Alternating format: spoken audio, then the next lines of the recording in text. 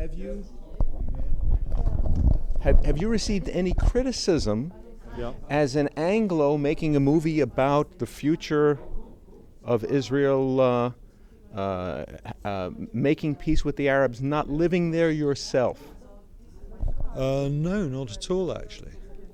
Surprising. Well, I mean, we're not really making the series is about leadership. I mean, it's 12 films on 12 leaders. Peres is obviously a relatively iconic leader. He's a guy who's uniquely been in power for 60, 70 years. So actually, we're making films about the terrible choices and terrible decisions that some men have to make when they're in those positions of ultimate responsibility and power. But you are taking a stand that a two-state solution will lead to safety for Jews in Israel. Well, how do you figure that? You're advocating a position of peace with Palestinians as a two-state. Isn't that your goal? No, we're making a series of films on leadership.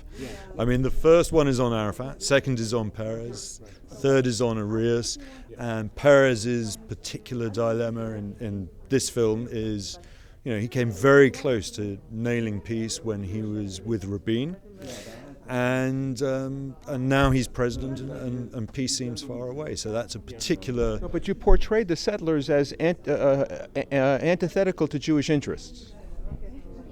Do you think so? Do you think you portrayed them in a positive light?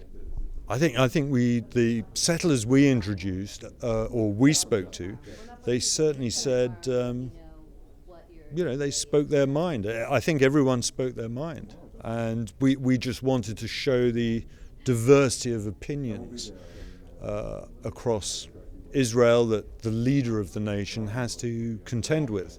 So there's some quite critical voices of Peres in the film. Some come from the settlers, and of course some come from left wing, Gideon Levy, across the board. So I think we're trying to show, as the leader of a country, you've got to deal with a whole range of interests and opinions, and especially, I mean, Peres in particular has, and I guess Arafat on the other side, had to deal with quite a balancing act, a spectrum of opinions. In retrospect, do you feel Oslo was good for Israel? Do I feel?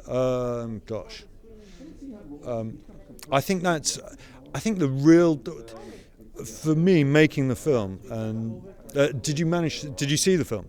Not the entirety. Oh, okay. Well, I don't know how I can. How do you feel about Oslo? I think as a filmmaker, it was very, very apparent to us that when you get to the turning point, really was the assassination of Rabin. Actually, I think if Rabin had not been assassinated, things could be very different today, and it felt like it's almost impossible to judge. Your question is, how do I feel about Oslo? You could ask me how do I feel about Oslo had Rabin not been assassinated, but he was assassinated, so it's kind of meaningless. But after the Second Intifada, yep. Do you have a sense that the Palestinians are now ready to make peace with Israel? Oh, I think you'll. God, I wish you could. We'd have been showing the Arafat film. I had a certain opinion on Arafat before we made the film. I come from a very traditional North London Jewish background, and I think Arafat was ready to make peace in mid-70s, really. How about now? What do you mean? Do you feel that the Palestinians are willing to let the Israelis live in peace without further attacks? Oh God! I think the problem now, as I think you see from the films, is not really the Palestinian leadership. Where do you think the problem lies? I think we'll see from. The last couple of nights, there's been some significant changes in the Israeli government, literally last night, and that's going to be interesting to see see how that pans out. As you're a Londoner, you still live in London? Oh yes, yeah. You were around in '05 for the 7/7 bombings? Oh yeah, sure. Do you believe that the Palestinian movement is a part of the global jihad for global caliphate? No. Look, I think hopefully you'll see across all the films, every single country has extremists in it, whether they're Jewish extremists, Arabic extremists, Palestinian extremists.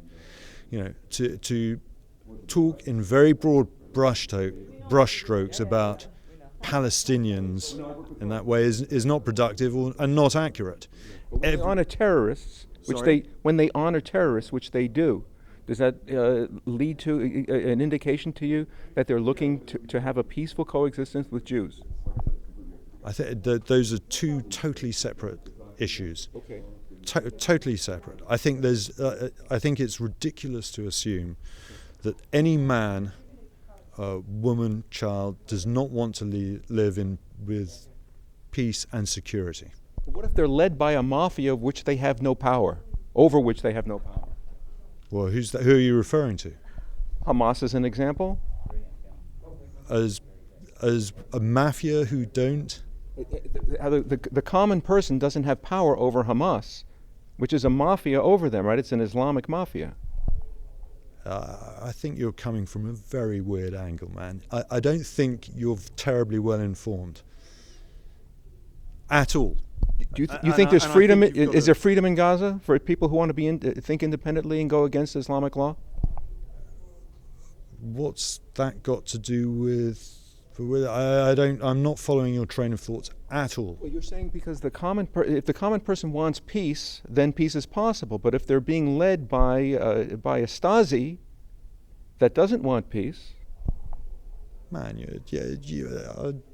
you're all over the shop. I don't think you've got clarity of thinking at all. So you're saying that Hamas don't want peace? Right, exactly. Well, is that what you're saying? Well, their charter calls for the destruction of the state of Israel. I think you'll find, and actually there's a gentleman I know who was responsible for for negotiating the release of Shalit most recently. Right. And I think you'll find that your interpretation of Hamas is very, very wide of the mark. Very wide of the mark, not current. What does Hamas want?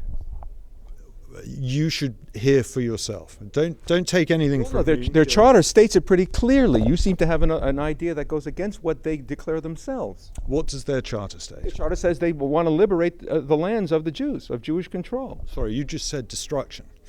They want to destroy the government of Israel. Come on, man, you're talking like a fool, frankly. Frankly, well, I've read their nonsense. charter, and you're talking your own dream. It's not what they profess themselves. You're a very, very naive man. So you believe that Hamas actually don't want to live somehow in peace and with security? They claim they don't want to. Why would you claim they do? Who was the last? Hold on a sec. Don't put words in my mouth. You're the person saying that they claim they don't want to live in peace. Their charter says they want the Jews out. Give me the words of the charter, verbatim. Okay, all right. Well, you can look up. Come on, man. No. Give me the words verbatim. You can look up the charter yourself.